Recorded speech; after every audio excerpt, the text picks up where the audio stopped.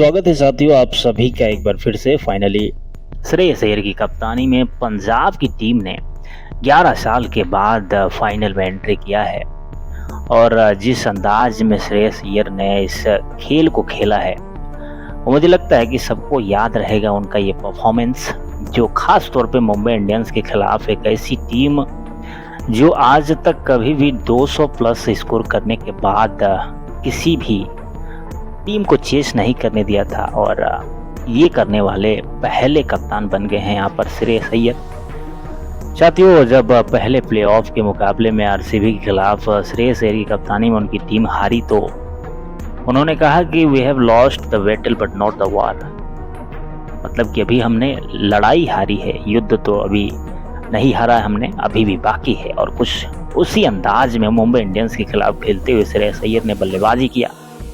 और जितने शांत तरीके से रह कर के उन्होंने बल्लेबाजी किया और जिस तरीके का खेल दिखाया, शायद मुझे नहीं लगता है कि इस पूरे आईपीएल के दौरान किसी कप्तान ने इतने सूझबूझ और इतने शालीनता से बल्लेबाजी करते हुए अपने टीम को इस तरीके से जीत दिया होगा। बहुत बड़ी जीत कहा जाएगा मुंबई इंडियंस के खिलाफ। एक ऐसी टीम जिसके पास Rohit Sharma, Hardik Pandya, Surya Kumar Yadav, Trent Boult, Mitchell Santner जैसे खिलाड़ी हैं, जसप्रीत बुमराह हैं, लेकिन इसके बावजूद भी ये खिलाड़ी जिस माइंडसेट के साथ और जिस कंसिस्टेंसी के साथ बल्लेबाजी किया और पूरे टीम को चलाया वो बहुत ज़्यादा तारीफ के लायक है। और फाइनली अब पंजाब और आरसीबी फाइनल में देखेंगे आप सभी को और उसका आनंद लीजिएगा। चाहे जो भी टीम जीते, ये दोनों ही टीमें बहुत ही शानदार प्रदर्शन करके आई हैं। और ख़ास तौर पर ये जो दूसरा प्ले ऑफ हुआ उसने तो भाई सबके दिलों को जीता है। मुंबई के हार को अगर देखा जाए तो इसमें जो ऐसा नहीं है कि खिलाड़ी खराब हैं, बहुत बड़े बड़े खिलाड़ी हैं, जसप्रीत बुमराह, रोहित शर्मा, हार्दिक पांड्या, ट्रेंट बोल्ट और आप मिशेल सैंटनर को देखें, बहुत अच्छे अच्छे खिलाड़ी हैं। और इससे पहले जिस तरीके से इस आईपीएल को भी देखें तो जिस तरीके से मुंबई ने खेला है वो बहुत शानदार था। शुरुआती भले ही 4 मुकाबलों में हार मिला, लेकिन जो उसके बाद जिस तरीके से मुंबई ने कमबैक किया वो शायद किसी को नहीं लग रहा था कि इतना अच्छा हो पाएगा, लेकिन हुआ। सभी खिलाड़ियों ने बढ़िया प्रदर्शन किया। जसप्रीत बुमराह जैसे खिलाड़ी को जब बाहर से कोई ज्ञान देने लगता है तो मुझे लगता है कि वो ही खेल को ख़राब करता है, क्योंकि जो खिलाड़ी मैदान में मौजूद होता है उसको पता है कि किस तरीके से हमको गेम में आगे बढ़ना है। लेकिन आपने देखा होगा कि कुछ इनके टीम मैनेजमेंट ने जब इनकी फील्डिंग थी मुंबई इंडियंस की तो जसप्रीत बुमराह को बुला करके बार बार समझाने का प्रयास कर रहे थे। और इशारों में भले ही जसप्रीत बुमराह ने ये बताया कि भाई हमें पता है, आप थोड़ा वेट करें, आराम से रहें, इशारों में आपने देखा होगा। और मुझे लगता है कि यही जो बाहरी दबाव है पूरी टीम मैनेजमेंट का, बार बार हर तरह के सलाह को भेजना और खिलाड़ी को पास बुला करके बताना, मुझे लगता है कि एक बहुत बड़ी कमी हो सकती है। इतना डिस्टर्ब करना मुझे नहीं लगता है कि किसी भी खिलाड़ी को ज़्यादा फ़ायदा दे सकता है। और ये नुकसान की तरह यहाँ पर देखने को मिला। आपने देखा कि जसप्रीत बुमराह को बहुत शानदार तरीके से श्रेयस अय्यर ने खेला। उनके 2-3 यार्कर बॉल को जिस तरीके से बाउंड्री की तरफ भेजा श्रेयस अय्यर ने, वो अनबिलीवेबल था। बहुत ही शानदार प्रदर्शन उनके खिलाफ भी किया।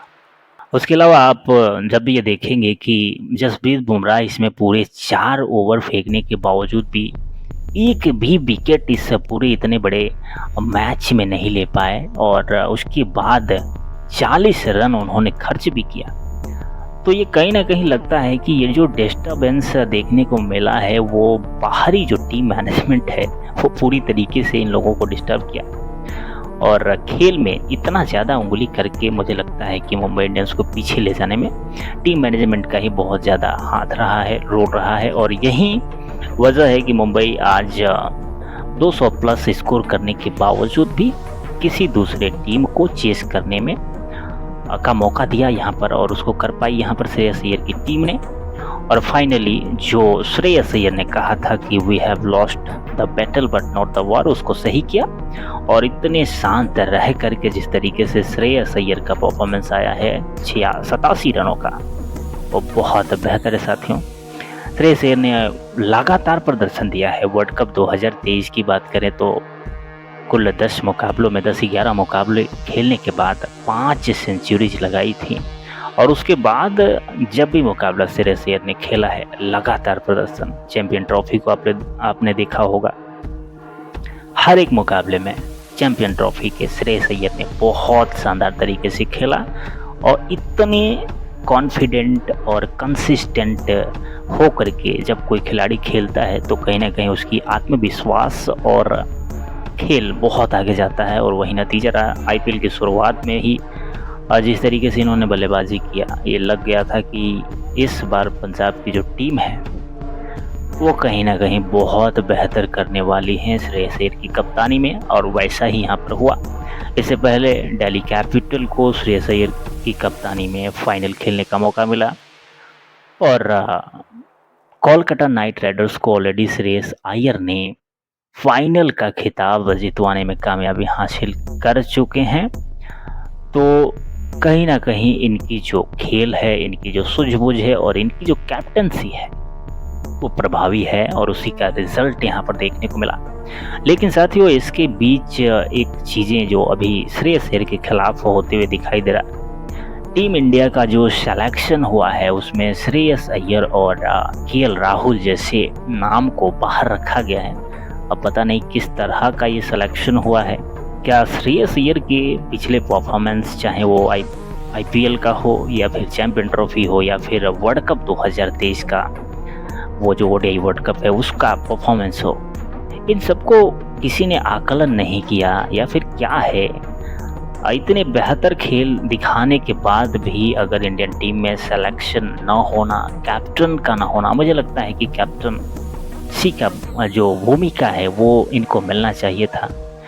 और ऐसा नहीं है कि हमने इस खेल को केवल देख करके जो प्लेऑफ मुंबई के खिलाफ खेलते हुए श्रेयस अय्यर ने जीता है उसको देख करके इनकी सिलेक्शन के ऊपर बात हो रही है, बिल्कुल भी नहीं। जब इससे पहले टीम इंडिया का स्क्वाड अनाउंस हुआ और उसमें जब श्रेयस अय्यर का नाम नहीं देखने को मिला तो मुझे लगता है कि बहुत से लोगों ने ये बोला कि भाई इस स्क्वाड में श्रेयस अय्यर और केएल राहुल जैसे खिलाड़ियों का होना कहीं ना कहीं बहुत ज़्यादा इम्पोर्टेंट है। और वो एक कैप्टनसी की भूमिका दोनों खिलाड़ी निभा सकते थे। और इनका सिलेक्शन न होना ये एक चिंता का विषय है। फिलहाल साथियों, अब आप लोग का आनंद लीजिए। फाइनल का मुकाबला 3 जून को होने वाला है। बहुत बड़ा मुकाबला है। दोनों ही टीमें बहुत शानदार है, चाहे पंजाब की बात करें या फिर आरसीबी। इन दोनों के लिए ये फाइनल बहुत खास होने वाला है। और मुझे तो लगता है कि जिस तरीके से पहली बार कप्तानी करते हुए पंजाब के लिए श्रेयस अय्यर ने अपना बेस्ट परफॉर्मेंस दिया है, वो बहुत डिजर्व करते हैं इस फाइनल के जीत को। लेकिन दूसरी तरफ आप ये देखेंगे कि आरसीबी ने आज तक फाइनल के मुकाबले को नहीं जीत पाया है और सबसे पहले इस बार फाइनल में एंट्री मारा है।